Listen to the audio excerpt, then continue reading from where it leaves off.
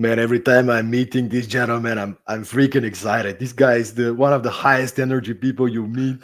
But it's not just high energy, man. This guy has so much to share, so many stories. He has a new book. He's already been a guest on the podcast. Mike Radoor. I hope I pronounce your name well for the few years we know each other, brother.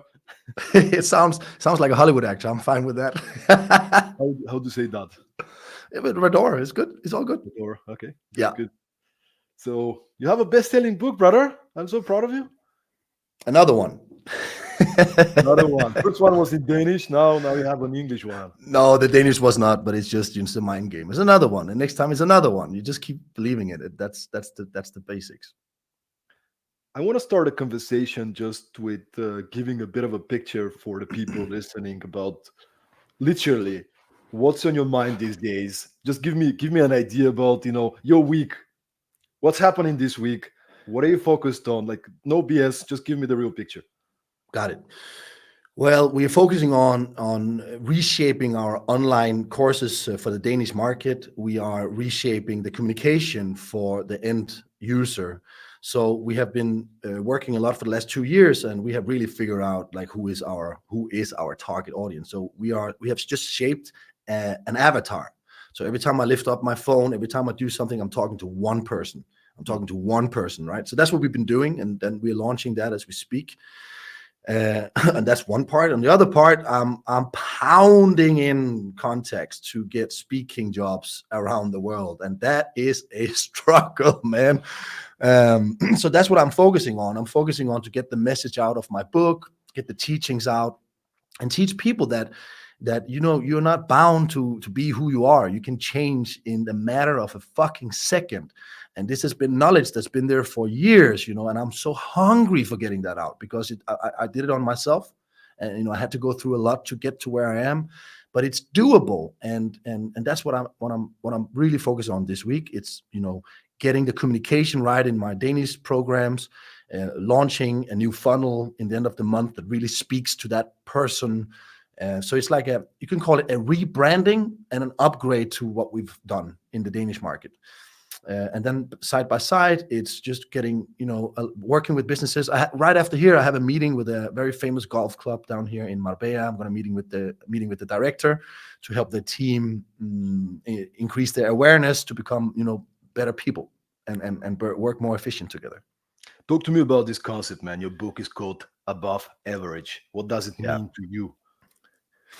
Yeah, but it's I was I've been coaching on the good side of 6,000 people now, not one-on-one everyone, but in my programs, in my coaching businesses, and I started to see trends. Okay, of course, in myself as well, but I started to see trends, and I saw how people were thinking and what they believed they could, and what they believe, who they believed they were, and I started to see a clear difference for those who succeeded and those who never succeeded.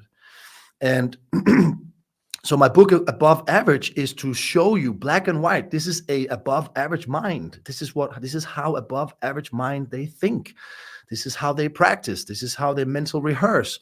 This is how they create themselves. Because I met so many people, and including myself. I was so busy finding myself, but finding who?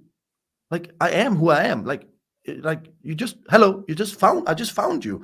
So it's not about finding myself, it's about creating myself. It's not who I am or were 2 minutes ago, it is who I want to be next minute.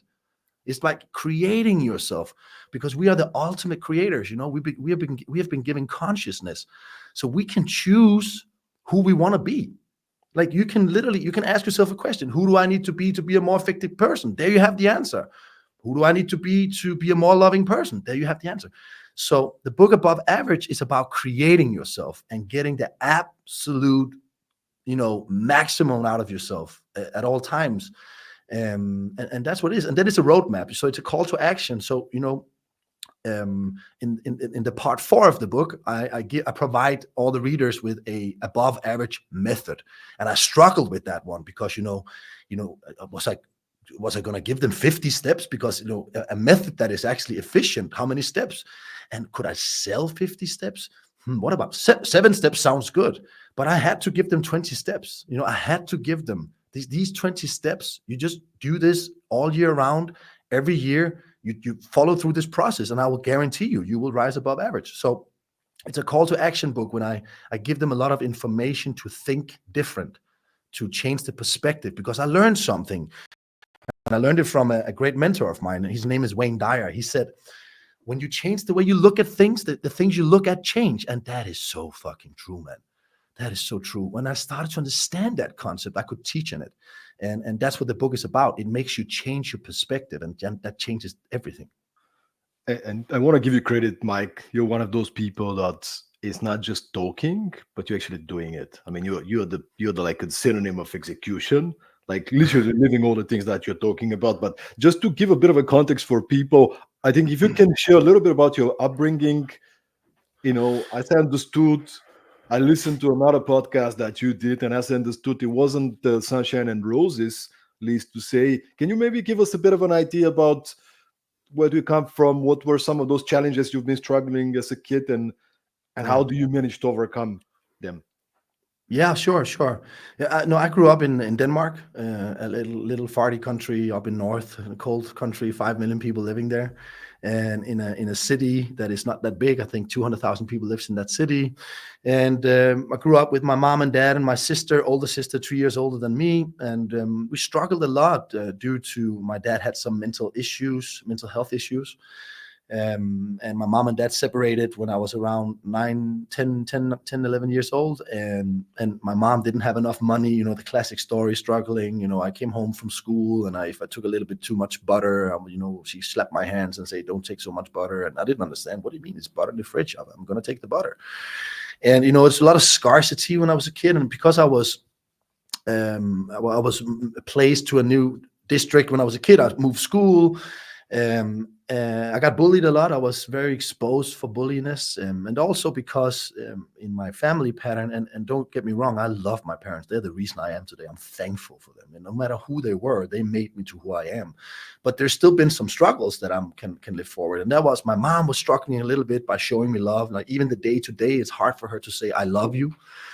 So for me, love was an unknown territory, and I got this belief that to be loved, I had to perform. And so it's a constant struggle for me to get recognition, and I tried so hard that it became awkward for people. Like, fucking relax, Mike, relax. I didn't So relax. I just you wanted to was it the mother you were trying to prove yourself to? Like, it's fundamentally, I was taught to without, it was unconsciously, I was taught to do a lot to feel love, but I never got love. So I tried all kinds of ways.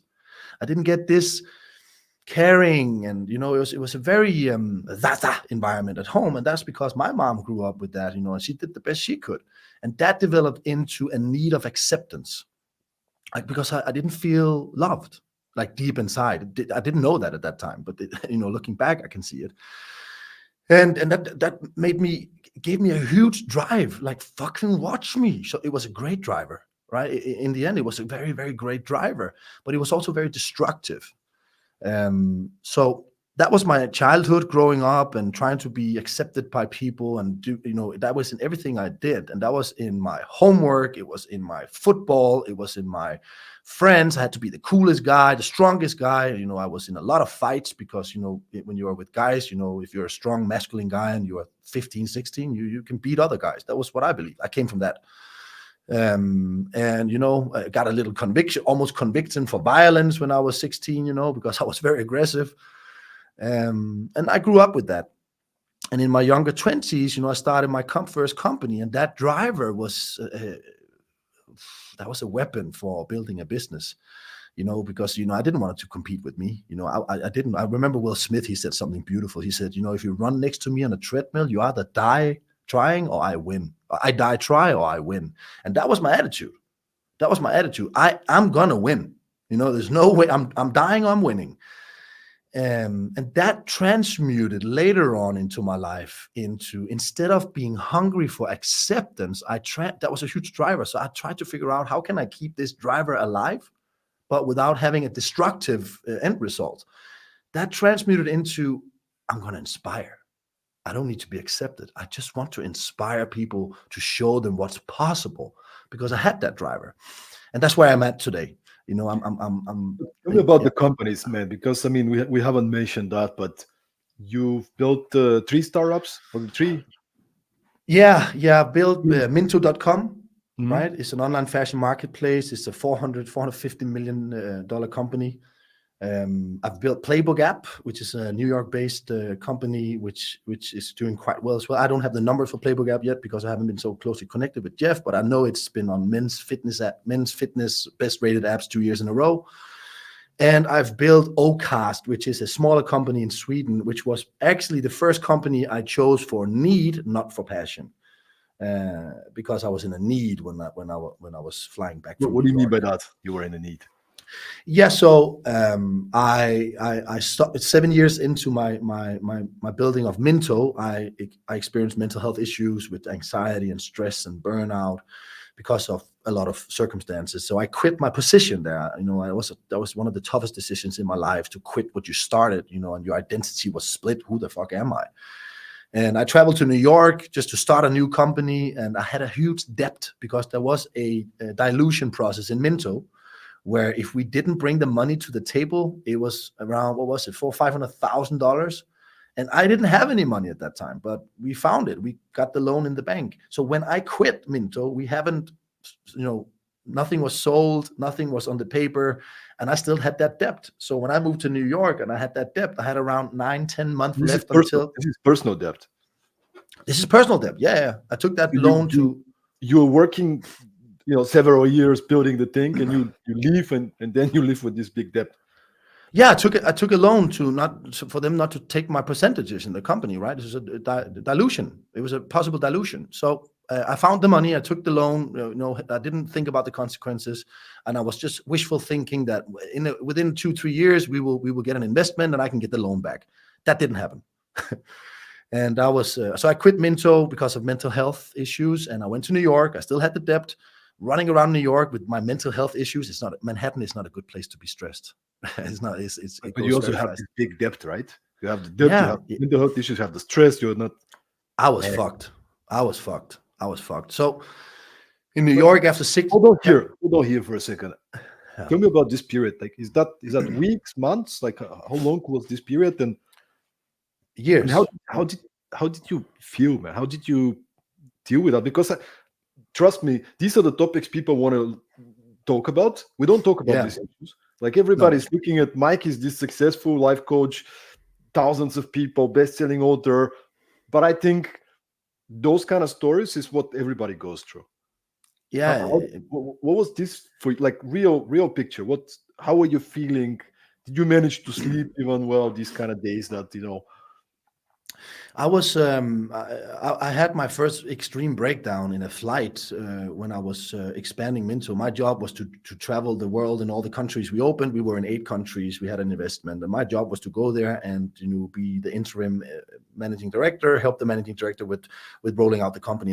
And I was extremely worried all the time, and I didn't have access to the center of the business, and I was just literally living on hotels, flying on flights. So I'm sitting on this flight, and I don't remember where I'm going. And I asked the lady in the flight where we were going, and in the moment I asked that, I didn't remember where I took off from. And then she says, "Are you all right, young man?" And I got an anxiety attack in the flight. I said, "Fuck, I'm not all right."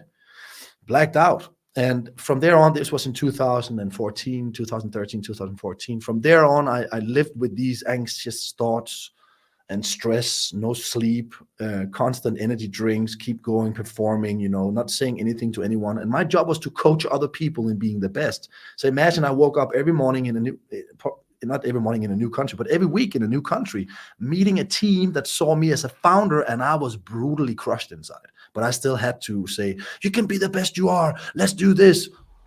I was worn out.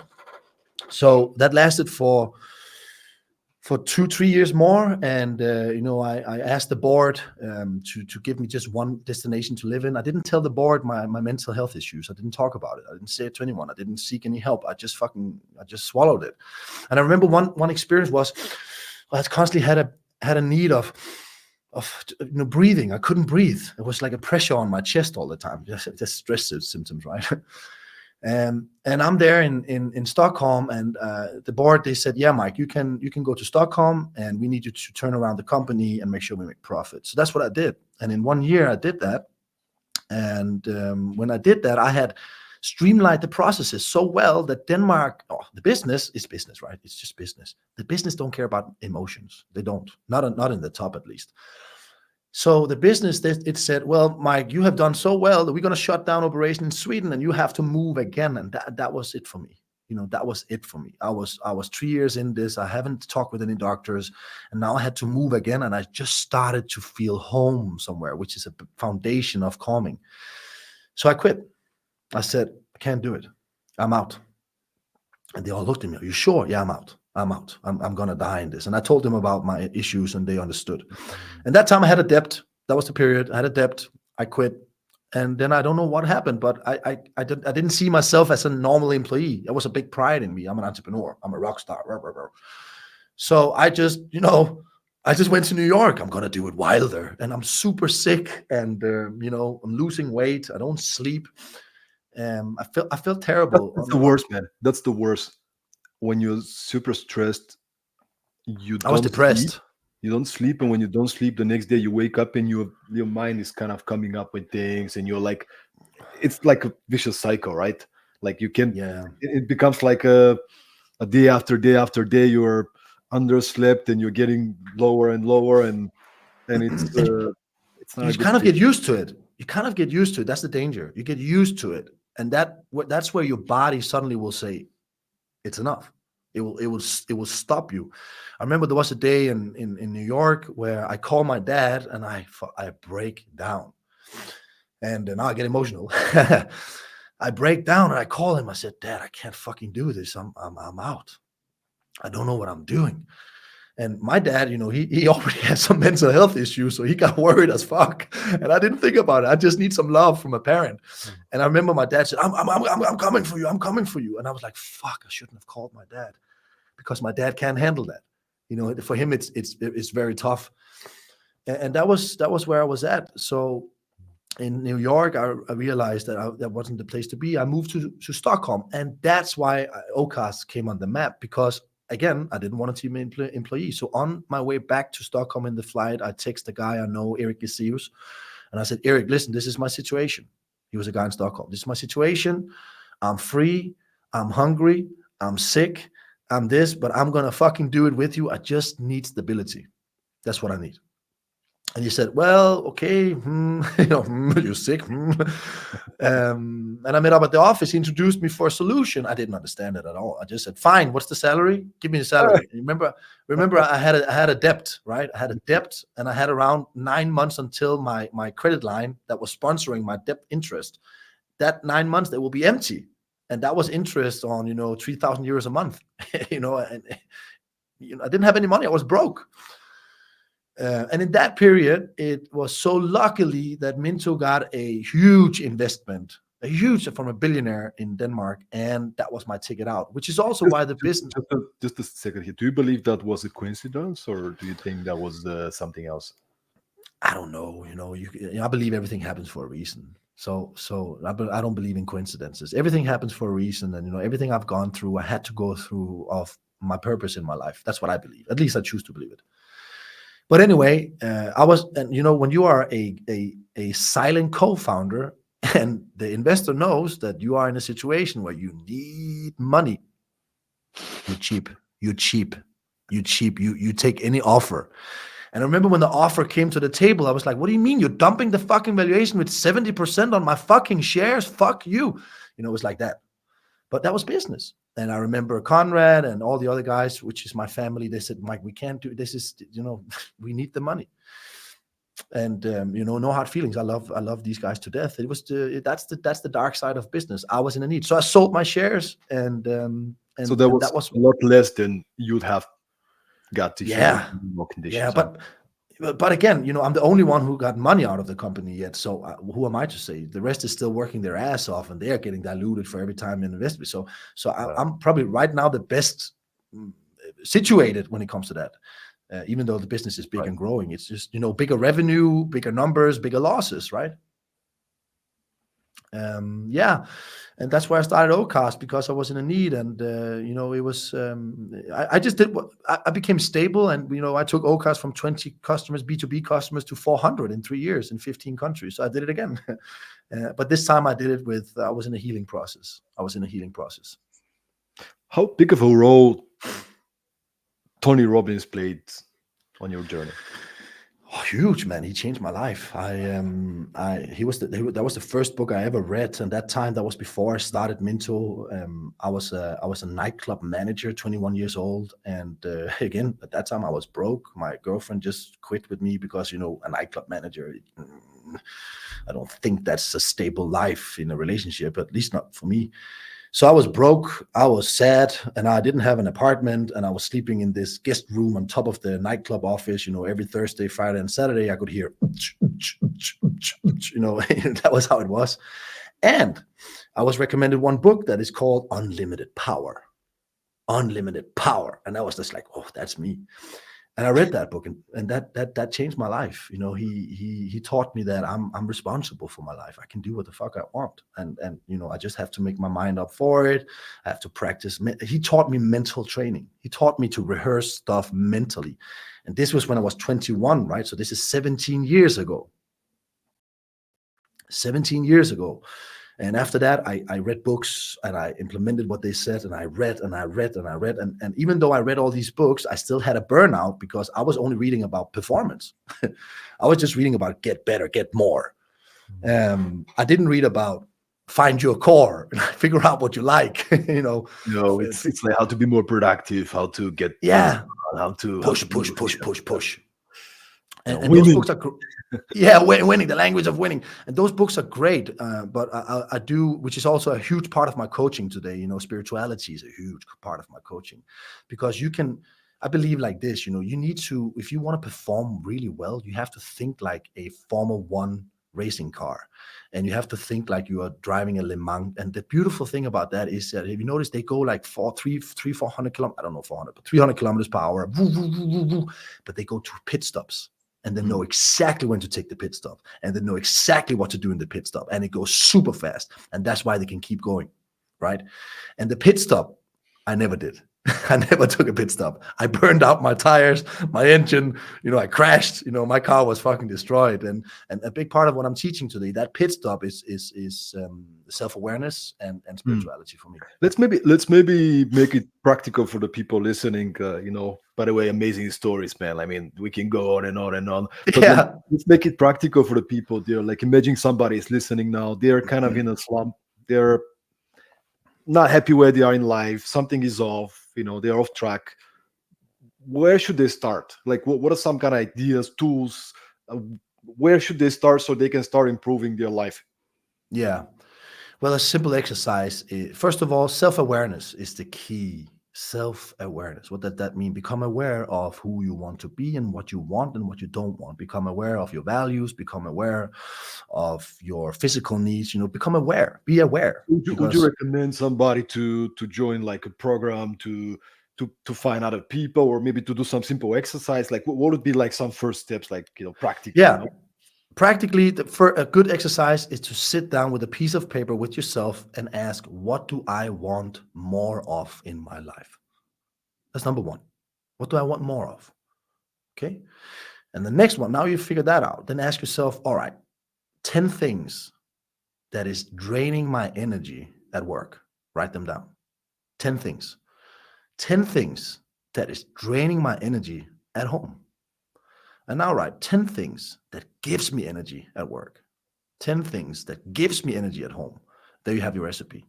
So eliminate the drainers and expand the givers, right? Super simple exercise. Super simple exercise. So for example, for me, what drains me at work is negative people. Negative people, judgmental people, fucking low-ass life people that just have to drag everyone else down. I don't want to be a part of you. I don't have to bully you. I'm just going to ignore you. Completely. You're not allowed into my era of fucking energy. Get out. So that's one thing, people who are feeling bad about themselves, that has a need unconsciously to drag other people down. I don't like that. Or it could be, what drains my energy at work could be take too many tasks that I don't feel good about, because, I figured what gives you stress is to do too many things you don't like. That's what gives you stress. You do too many things you don't like. What You are get what are overwhelmed. your favorite things, man? What are the favorite things that you like to do, and you'll do it no matter what? Like for you, yeah. Uh, my favorite things, I like to write. Write. I like to write. I write. I'm Really? a writer. Yeah, I did. 10 years ago, I didn't like that, but now I like to write. I like to exercise. I really like to exercise. I like By the to way, those of you read. who are not watching the video, Mike is like this kind of an Instagram model type guy. You know, fully. No, but you are, man. You are. I mean, it's not. You were not born this way, right? Like, I mean, No, I see your videos in Instagram. It's like I'm in the gym, I'm hustling, and I'm boxing. You know. I'm terrible at boxing, by the way. But anyway, so I like to write. I like to study. I like to read. I like to read about spiritual things. That opens my mind and gives me new perspectives. I like that. I like to exercise. I like to hang around with friends where those friends where you don't have to talk. They just have to be there. Just the being together. It's so nice. A good friend in the couch. You've known each other for a long. You don't even have to know each other for a long time, but just there and you enjoy something together. That could be whatever, watching a TV show or whatever. Just be together. I like to hang with people where I can be completely myself and I don't have to entertain them all the time.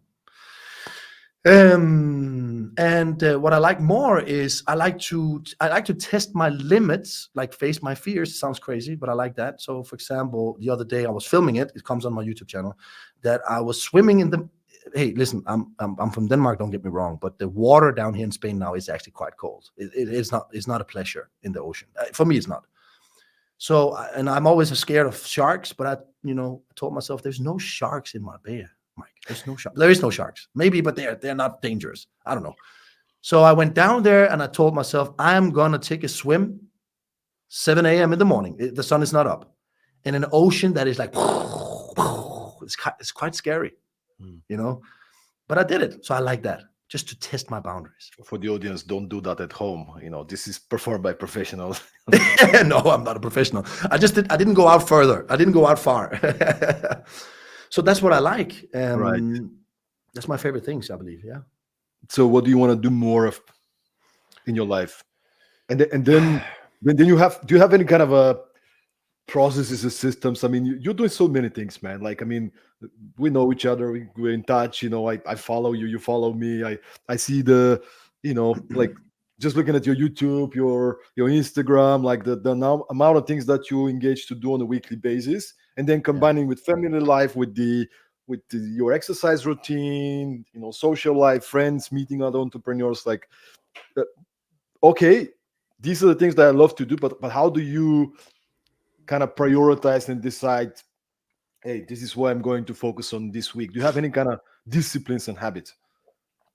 Yeah, so I have to take a step back. So I learned something beautiful from one of my new friends. His name is Steve Hardison. He lives in Texas, Arizona, and he's a coach. He's one of the most expensive coaches I've ever heard about. Like $10,000 for 2 hours, $45,000 for 10 hours, $200,000 for 50 hours. But he's magic. He's magic. So he taught me about being. So what makes me capable of doing the things I want is because I have chosen my being. I have chosen who I want to be. I have something I read loud for myself every single day. I can just give you an insight, which comes back to how do I get it done, right? So this is an important point because many people has not decided that, and it's here. It's my I am declarations. And for example, it starts like this, and I read this loud 25 times every morning, and I talk to myself like I mean it. And I say, I am that I am patient and kind to everyone I meet. I am that I love God and therefore I love all living creatures on earth. And I continue and I continue. I am the best father in the world. I am commitment. I am integrity. So by deciding who I want to be and reminding myself that as much as possible and saying this loud to myself, because we all have limiting beliefs. We have this self-talk all the time that talks us out of it, that says you're not good enough, you're ugly, you're poor, or whatever it could say. And that underlying thought, by doing these exercises and some more, that will be the thoughts coming up. So how do I get my stuff done? Because I'm fucking committed. I chose it. I'm committed. Commitment is like a black hole. Commitment is like, when you commit yourself for something, everything in the world is drawn to you. It's like it's heavier than gravity. You should try it. So I have very, very, very carefully chosen to design my life, what makes me happy, what makes me feel fulfilled, what makes me feel important, what makes me feel happy, and all these things. And then I commit to it. And commitment means it's 1 or 0. Commitment is not, you can't dig a half hole, you can't make a woman half pregnant. It's just either or. And I'm at that point, and I choose very carefully what I want in my life, and then I'm committed to it. So I just wanted to put a side note. Yes, I'm a father, but me and the mother, we're not together. We're very good friends, and we figured out that in a relationship we didn't work out. So I have more time because my daughter is with her right now, right? But in 2 years' time, that will change. But then I will have to change. When I get my daughter every second week, I will have to change. But I'm committed to be the best father, so it's not a fucking problem. So it's just to choose very wisely, and you will be amazed how much you can get out of yourself. It's unbelievable when you commit yourself. Commitment is everything. Commitment and integrity, and that's what I teach. I teach in my seminars. I teach the power of belief, and being your word, commitment and integrity. That changes the world. If you ask me, that changes the world. I love it, man. I love it. Tell me more about those kind of habits that you have, because you mentioned one of them, and this is really cool. By the way, the former president of Starbucks was a guest a couple of times. His name is Howard Bihar.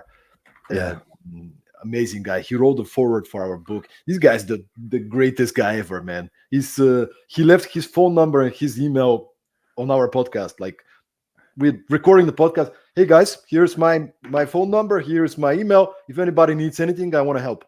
It's like, yeah, beautiful. guy's like an incredible guy, but he had something similar like you. He, for the past something years, he had this kind of a list of his values, his goals, what he stands for, like these affirmations. Yeah, I think one of the things he said, every single day for the past 50 something years, I'm going to read these affirmations, and they were including I am enough, I do enough, I have enough. yes, Uh, beautiful.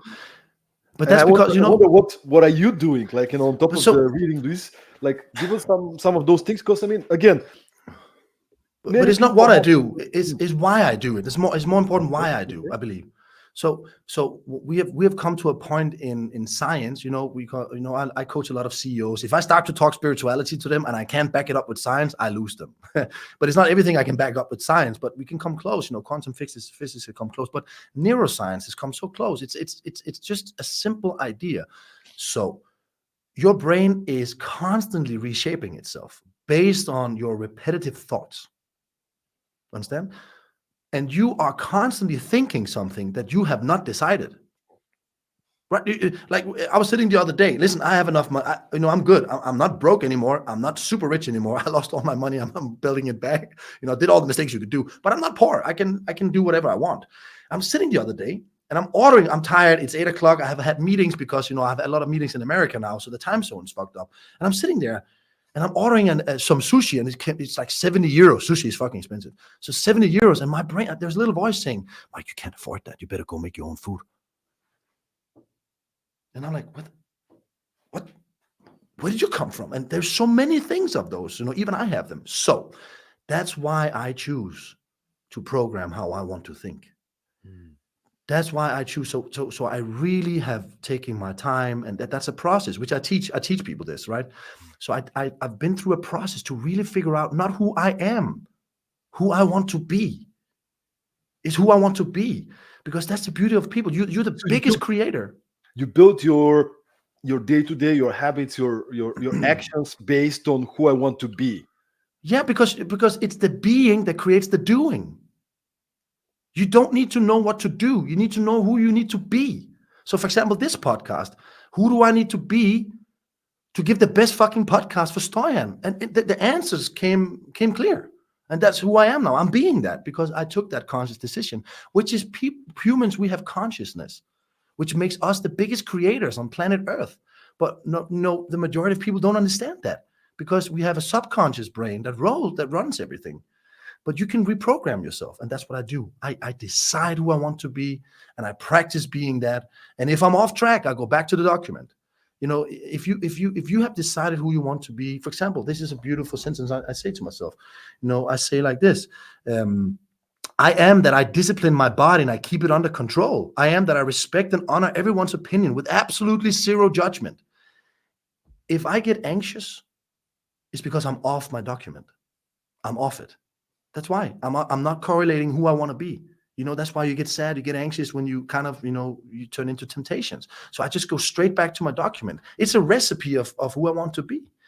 And I rehearse that, because you will rehearse who you believe you are day in, day out. And those belief systems you've gotten, through your environment. You get it, every time you see something with your eyes, you hear something, it turns into a belief for you.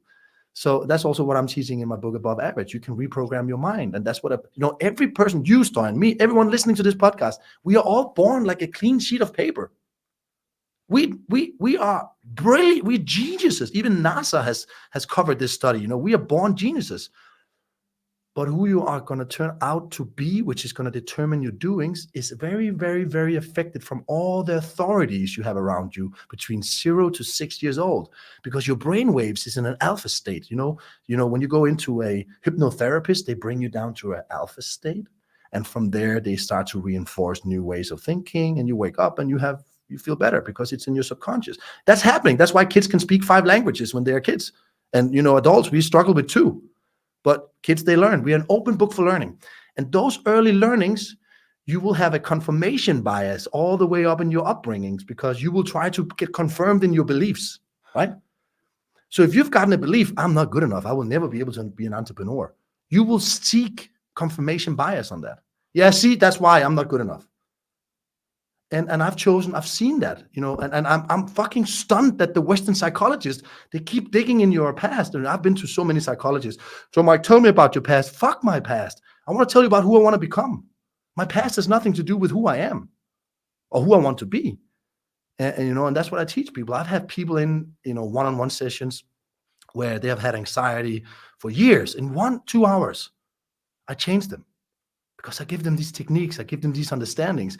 And when I realized that, I'm like, fuck, whoa, I need to go out to the world with this. And that's where I'm at. That's where I'm at. Love it, man. And I mean, I've met you several times now. We actually had a really good lunch in Marbella. I think it was last year, right? We Yeah, it had a chance was. to meet and to hang out a little bit. And you always have this positivity, this abundance mindset, this growth mindset, right? Like, I wonder, how can you cultivate such a growth mindset? Because I mean, many people want to do good, right? Everybody want to do their best, but the question is, how do you get there? How do you have this frequency at most time, right? Yeah. You can't be always happy and positive, right? But No, but I can choose to be. I can choose to be, because what is unhappiness? Unhappiness is negative thoughts repeating that turns into an emotion, and that emotion becomes real for you. Okay, so all we are, Stein, is thoughts. We are just thoughts. If you have a girlfriend, how do you know she's not here? Well, she's in your mind, right? But she's not here. So what we have is thoughts. Everything we are is just thought. We are thoughts. And whatever we believe in, we act on. So how do I cultivate that? I do it by really I've written I've read so many books, I've bought so many mentors, and I've really dived into the core of how to change people's psychology. And I've looked at athletes. You'll see athletes talking about this, but they don't. I'm a coach, so I live from explaining it to kids. You could say that. But athletes, that's what they do. You see Ronaldo before he goes into a match, I can guarantee you that he's visualizing himself, how he's going to play the match. And neuroscience have proved that visualization changes the pathways of your neurons, which means you have already done the exercise. I'll give you a little study here. There was a study, I'll find the references for you guys if you want, but I'm not a big reference guy, but I can find it.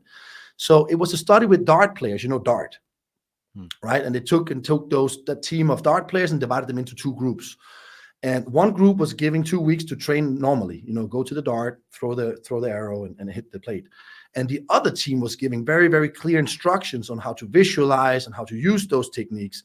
And you'll see like the performance of the group who did the visualization was, I think it was 80% better in 2 weeks' time. Why? Because here you can actually decide in your mind and the muscle memory where you want to put it.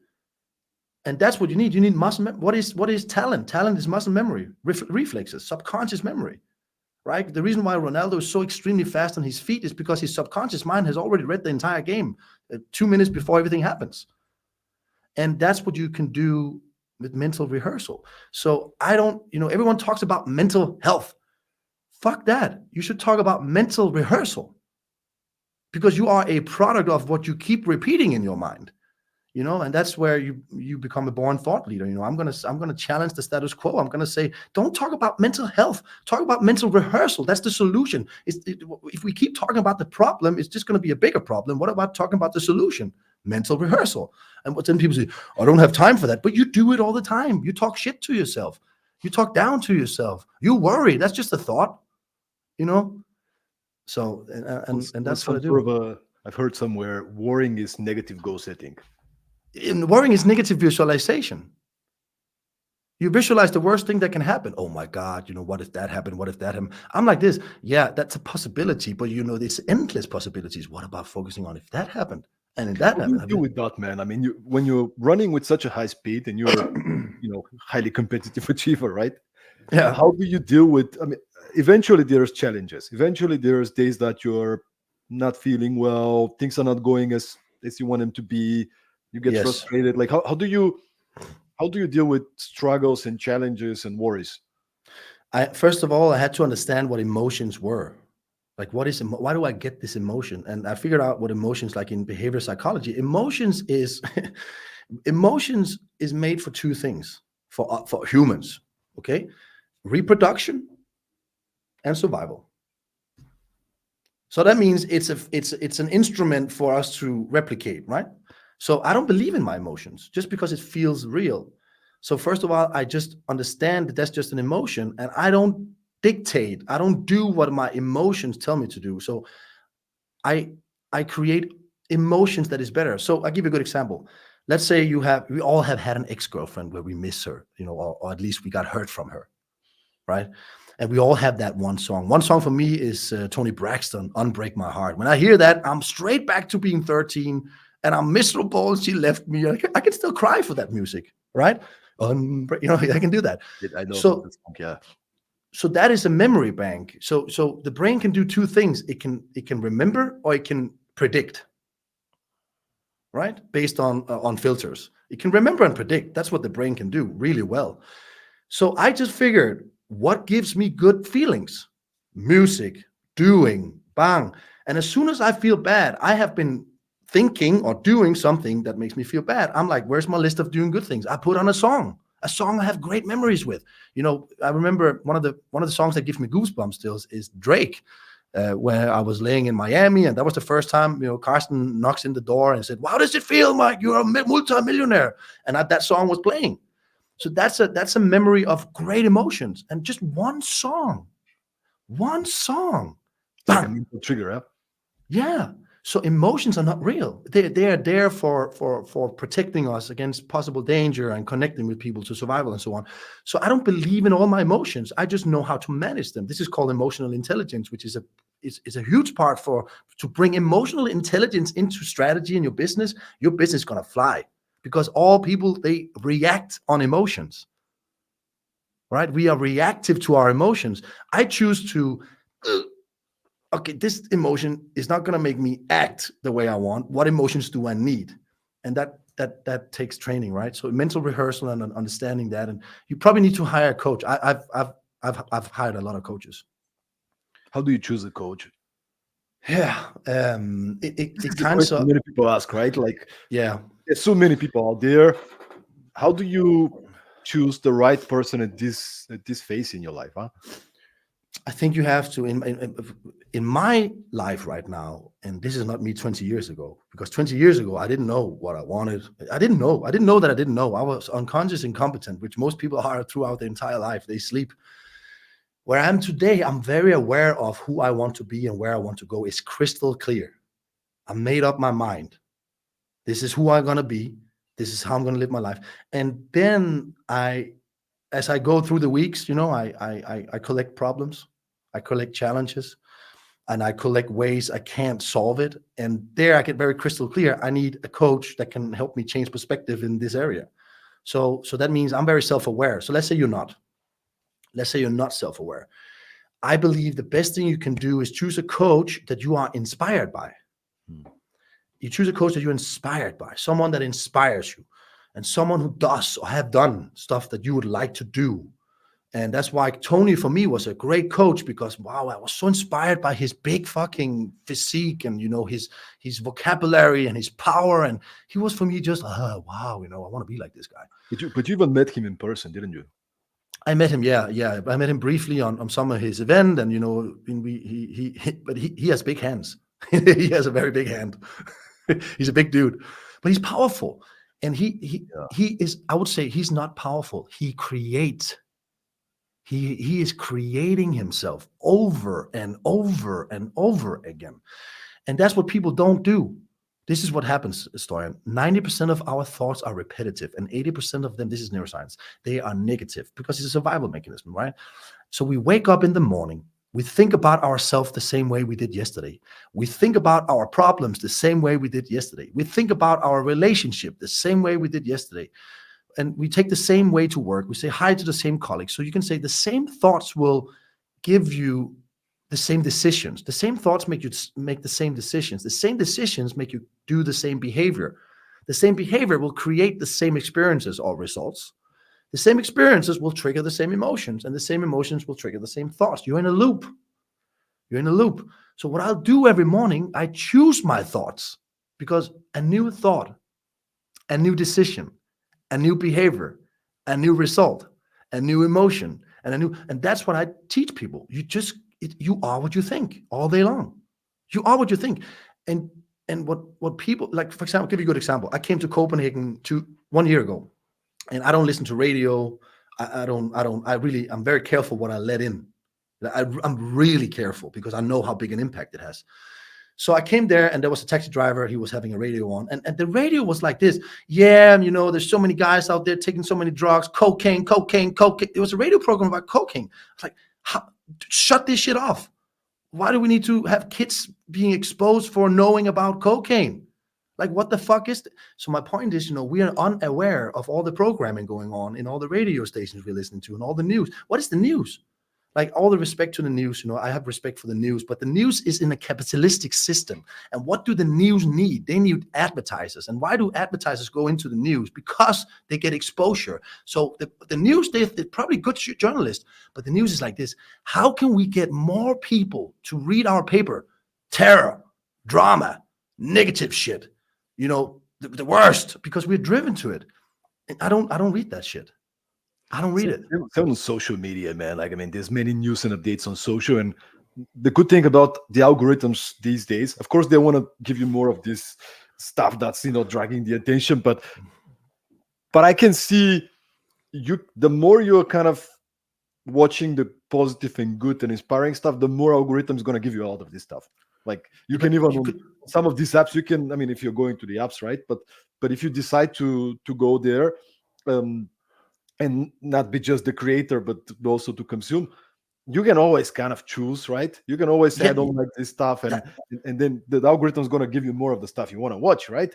And this is mental programming, because like all those kind of things. How can you optimize your life, right? That you can make it simple and easy for you to follow through. Like, you start in the morning, you read all those things. Listen, there's a thing going on in Denmark. I really respect the work of them. They're really trying to limit social media for kids, but I think that's the wrong way of doing it. Like, you can't fucking fight evolution.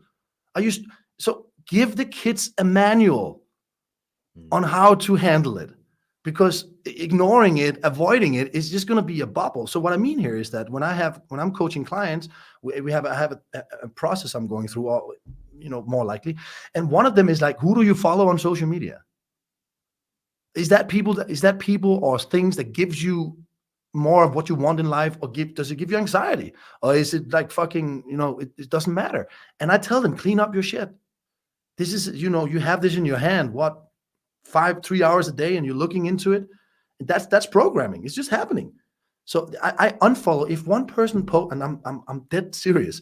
If one person posts something about being a victim, unless it's like physical violence, if you're victimizing yourself, I unfollow you. I don't believe in victimhood. You're not a victim. I By the unfollow way, you. by the way, brother, last week I had this guest on the podcast, Terry Kyle. This is his book, Yeah, High Impact Habits. hi, You gotta love this book, man. You gotta love this got book. it. Okay, One of the habits, and we spoke a lot about it. One of the habits, because kind of reminds me of you. Uh, really. yeah, like one of the habits is called. Let me see, where was it?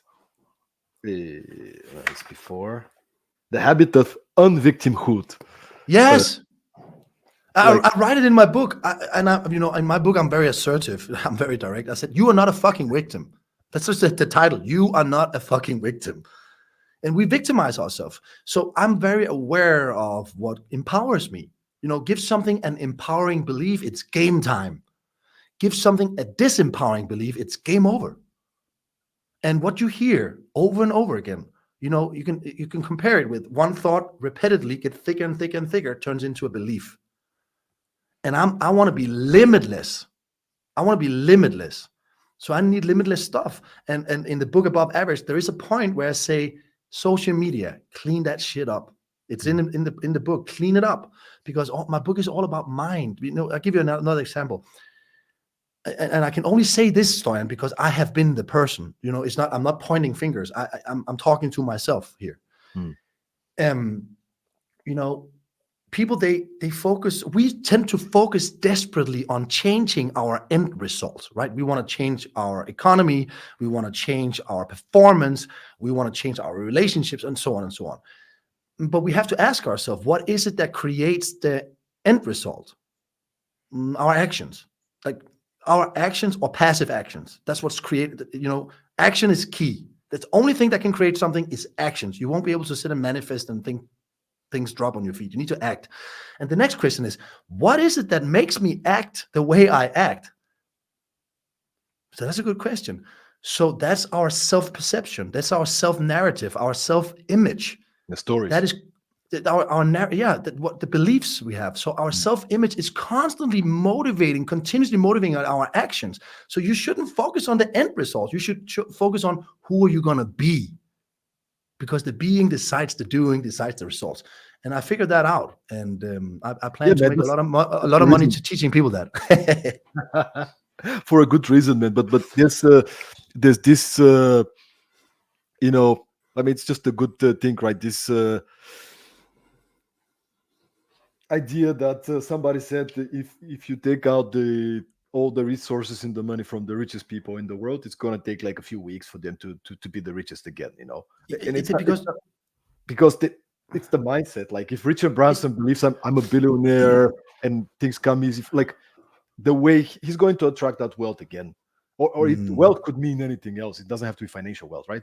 But it's like the story that I have about myself and the standards that I have on who I believe I should be. yeah, everything in the world is just ideas. I'm just giving you an idea. What I'm talking here is just ideas.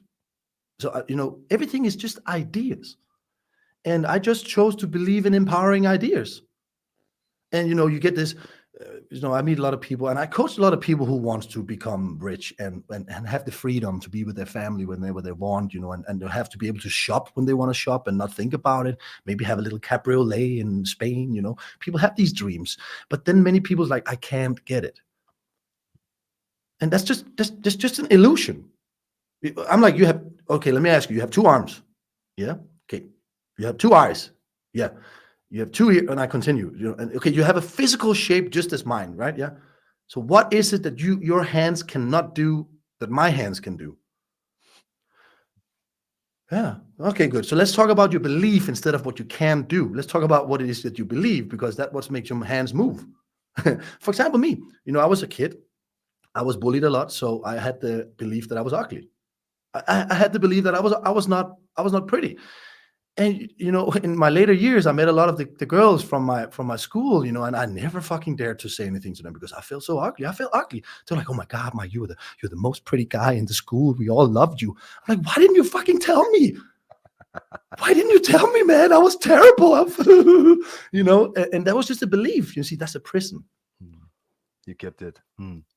You know. Let's talk a little bit more about your book, man. I know many of the concepts you shared during this conversation, but you have the copy. Can you show it? Maybe if you have it close to you. Actually, I am a little short story. My neighbor knocked on the door, and I knocked on the door to my neighbor, and the neighbor's son was going through some heartmanships mentally, and I actually gave him my book.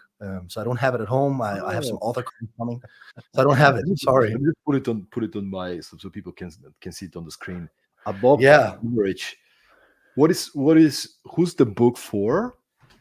yeah. And what are some of the core messages that you're having in the book?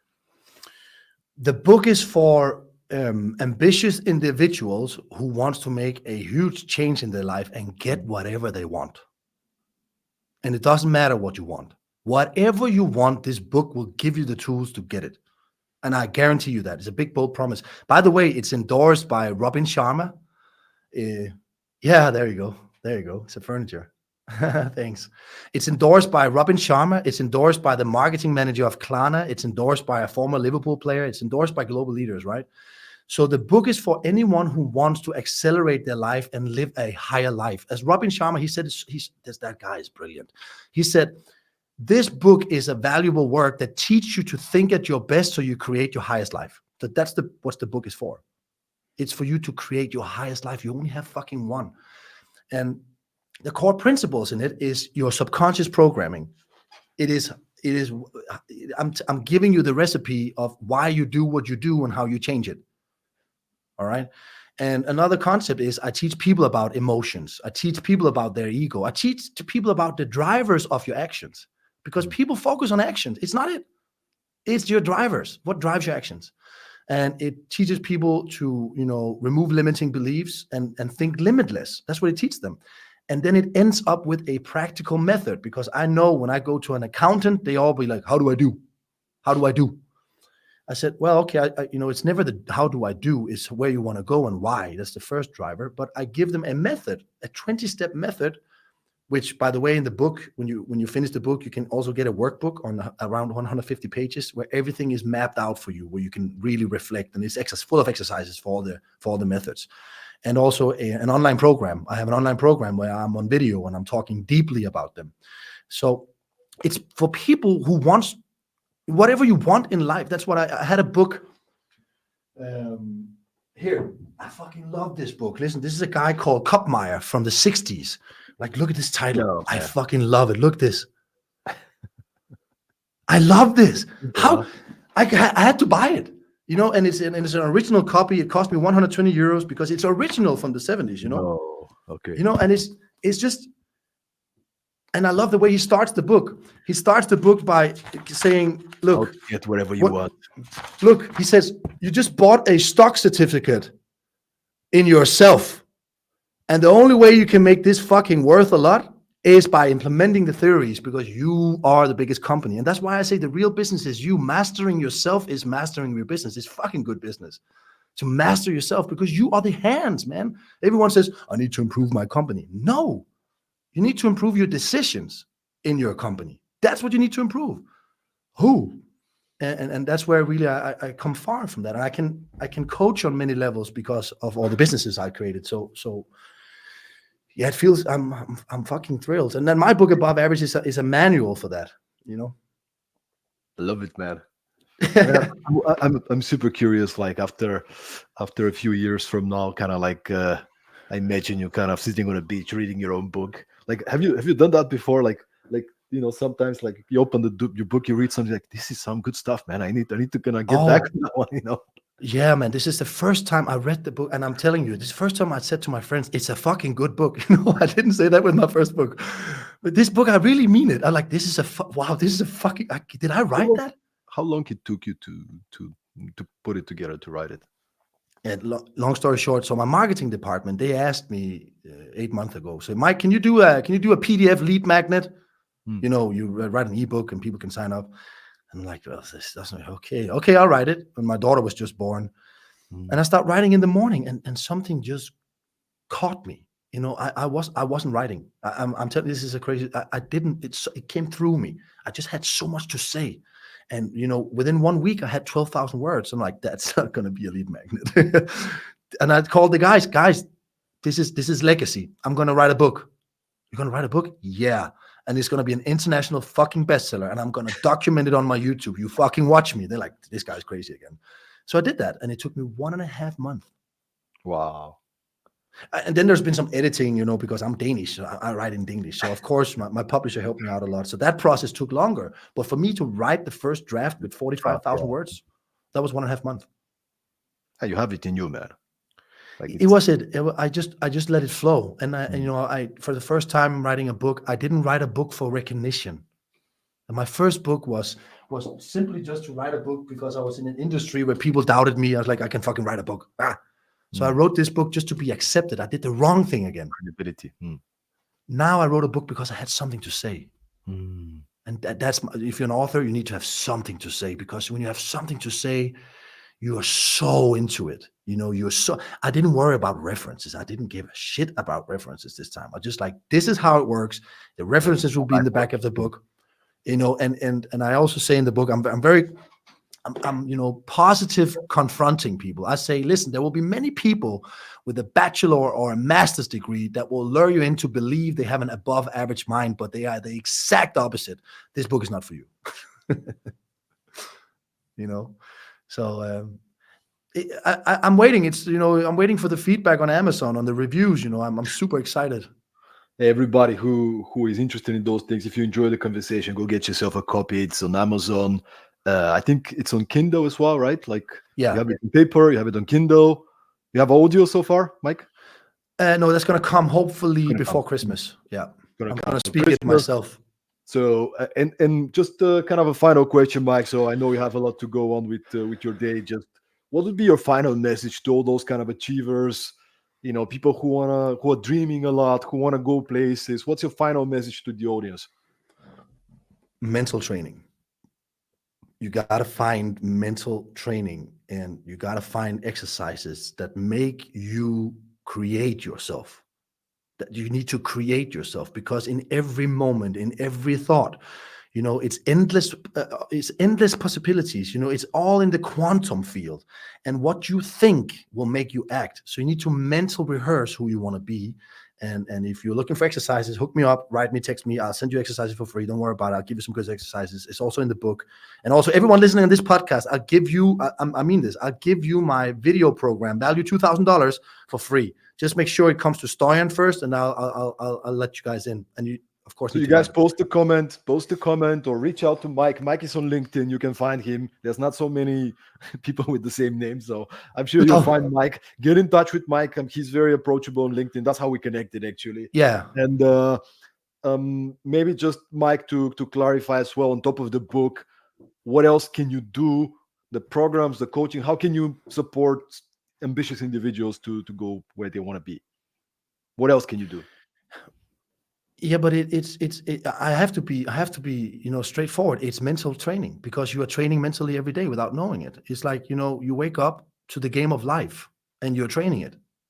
So you need to getting concrete exercises to mental train life. So it's the same thing when you go to football training 2 times a week. There's a program for you what you need to train, right?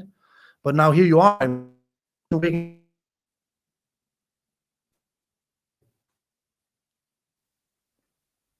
you hear me? Yes, I'm back.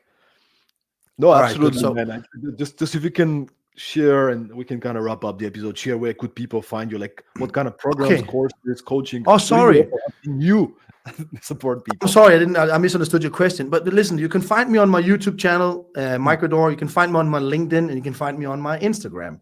And of course, I have a website, mikerador.com, but it's under development. You'll be able to get a free chapter of the book. You'll be able to read about my seminars, but it doesn't do much at the moment. Again, because we are re-ramping and relaunching the brand with new communication. But find me on the social medias, and please write me, text me. I love when you text me. Don't hold back. If you have a question, I'll answer it. I'm there. I'm here to serve, I'm not a guy, you need to pay me before I help you. I fucking help you until you can't do it anymore. Then I'll be like, dude, you need to invest now. But, I'll help you as much as I can any day in the week. I appreciate it, man. Mike, thanks so much for being with us, man. Everybody, once again, the book is called Above Average. It's a best-selling international bestseller right now.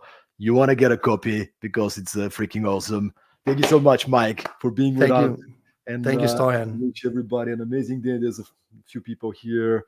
joining us. Thanks, David, Madlena. Thanks for being with us, guys. Everybody who's joining, for listening to the podcast.